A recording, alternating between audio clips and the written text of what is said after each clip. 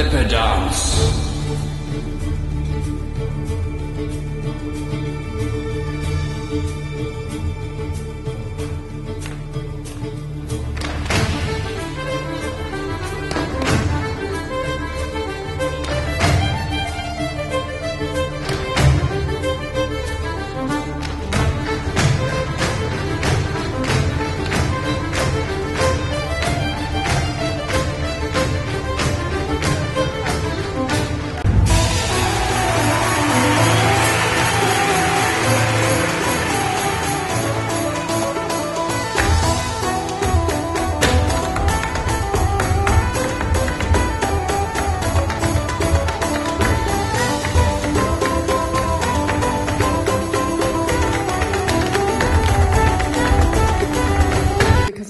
I'm a little moved by that. It's not often that you see something so beautiful for Christmas. Yeah, that's the Wackies. And you'll be part of an audience that's experiencing something unique and something that you never actually saw coming. And I've just gone all spooky and weird on the sound. Ooh. But Darren Percival, also known as Mr. Percival, is that experience. And just so that you know, I was having a chat with Glenn Shorrock, who's coming up later, and he said, you have to watch this guy. He's amazing. And coming from Glenn Shorrock, Australian rock and roll royalty, you're in for a real treat. Would you please welcome Mr. Percival? Blackbird singing in the dead of night, dead of night, dead of night. Take these sunken eyes and learn to see all your life, all your life. 'Cause you were only waiting for this moment to be. You were only waiting for this moment to be. You were only waiting for this moment to be free. Thank you very much. I'm Mr. Percival. Have a beautiful day. Thank you. Thank you, Nanette. Winston, thank you. But we're really thrilled that he's here today. He's just so talented, so warm and so lovely. Would you please welcome Ando? It's lovely to be here, ladies and gentlemen. Anyone here from Broadmeadows? I come from a place in Sydney that's the equivalent of Broadmeadows, yeah? It's a place called Yagoona. I went to school at Yagoona High. What a rough school. It's the only school when they take end-of-year photos, they take front and side shots. Year one teacher said, what comes at the end of a sentence? I said, a full stop, miss. She said, no, you idiots, an appeal. Remember that. Always appeal after sentencing, It came out a few months ago. It was the highest selling Australian book for 3 weeks. And it's a bestseller. And 2 months ago, I get this phone call. And this voice says, hello, Ian, it's Russell Crowe. Oh, you poor thing, that happened to me and it ended up in the papers. Yeah. And I thought, piss off, Jono. And lucky I didn't say it because it really was the Gladiator. He said, Ian, I got your book yesterday, mate. It kept me up till 3 a.m. It's fantastic. So I've since had lunch with the Gladiator, and it's early days, but I've just started writing a screenplay. There's going to be a movie of the happiest refugee one day, which is kind of cool. Thank you. And there is a copy for all of you. As you leave, there's a couple of tables out there. There's 600 books there, so one each. Thank you very much. I feel like Oprah. Thank you. And you look like Oprah. Fabulous. Ando, ladies and gentlemen. This year, he's celebrating 45 years in the entertainment industry, which is extraordinary in itself. Yes. Yes. And his voice is responsible for 30 million album sales. Yeah. So you guys are in for an absolute treat. Please keep that applause going. Make him very, very welcome, the outstanding Glenn Shorrock.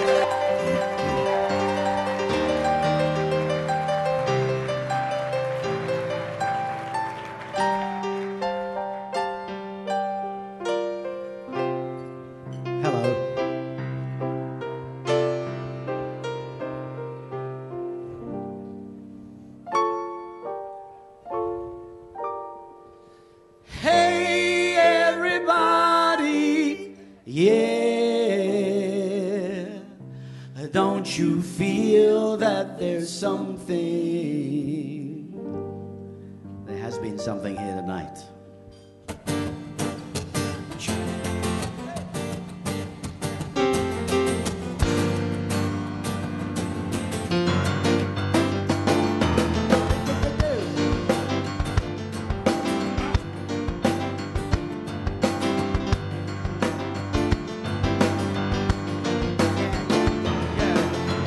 People on their own are getting nowhere.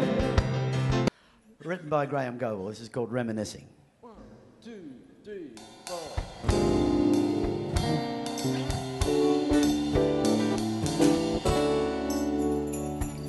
Friday night, it was late, I was walking you home. We got down to the gate, I was dreaming of the night. Would it turn out right? Thank you. How to tell you, girl, I want to build my world around you. There's a woman at Saxton who's one of the directors, and she puts the whole thing together. She's the driving force behind all of the lunches here at the Sofitel Melbourne, and including the Sydney Corporate Luncheon as well. They're different in Sydney. They're much more fun here.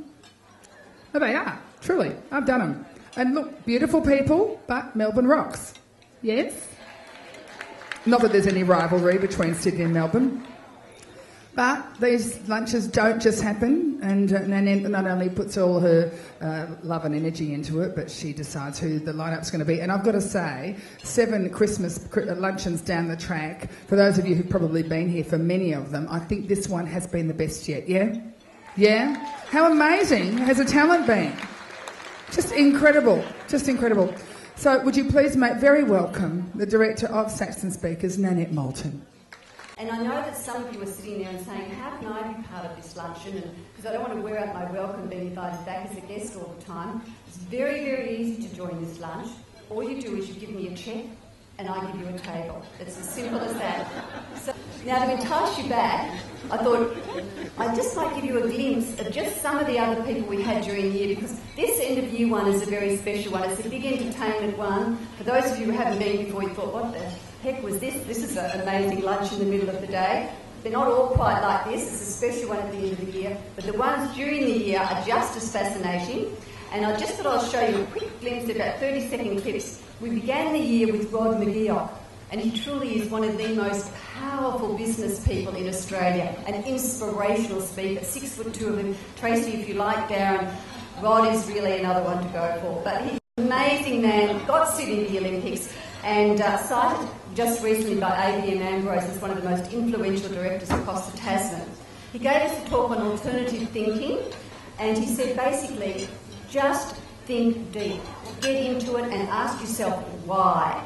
It's that why question all the time. So I'd just like to show you a quick 30-second glimpse of what Rod McGeoch was like in action. He was chairman of the organising committee for the Salt Lake City Olympic Games. And like any Olympic Games, that day one arrives when there's an opening ceremony. So there he is standing with his wife on the ice at the opening ceremony. You can just see it.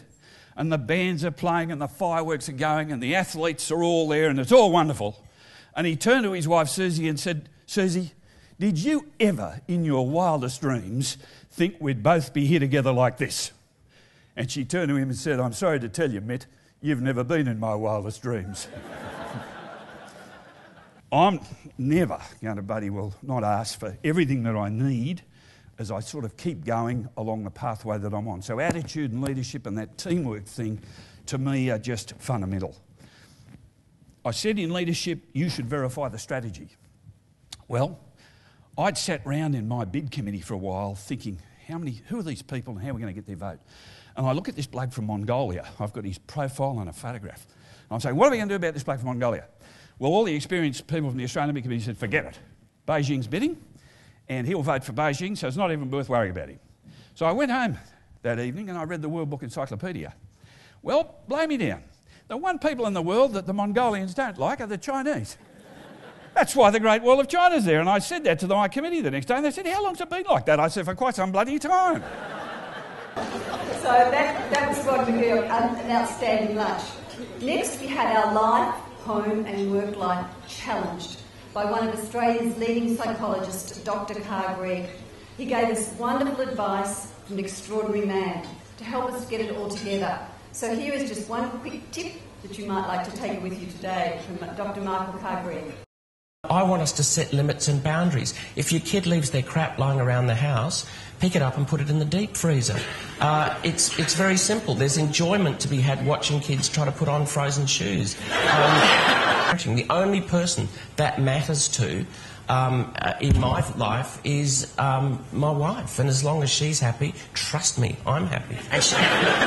And she did put up her hand when you asked who was in a romantic relationship. Thank God. Yeah. Who was it with?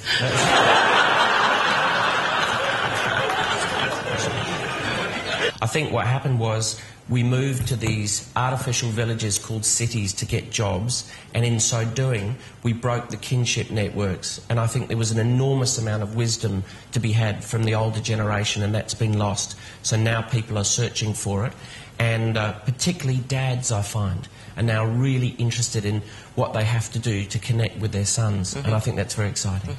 Ladies and gentlemen, would you please thank Michael Carr? So that was a very special luncheon to raise his wonderful partner is here with us today. Next we partnered with the best, most innovative government department in the land, which the EPA might now be saying that's not quite as we are. But we partnered with Small Business Victoria every August because in that month they run this amazing month-long series of conferences and training sessions and information sessions to help energise enterprise in Victoria. And the finale is the lunch held here. So this year, Sofitel and Saxton got together with small business and we put on Craig James, who's the Chief Economist for ComSec, and Peter Holmes, a court, wonderful entrepreneur, extraordinary successful businessman, and they spoke to us on small business, big picture. And here are just a couple of quick words of wisdom from both of these people. For the simple reason is that financial markets have healed, that banks are back up in good shape, companies are making money. The only uncertainty that we're seeing at the moment in terms of the job market. Ladies and gentlemen, would you please welcome Peter Holmes a court.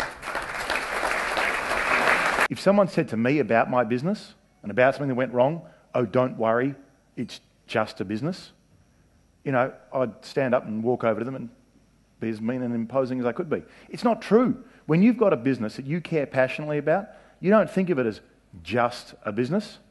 If you've got a business that you're running, if you've got a part of an enterprise, or if you've got a division that you run, and you're passionate about that, it's not just business.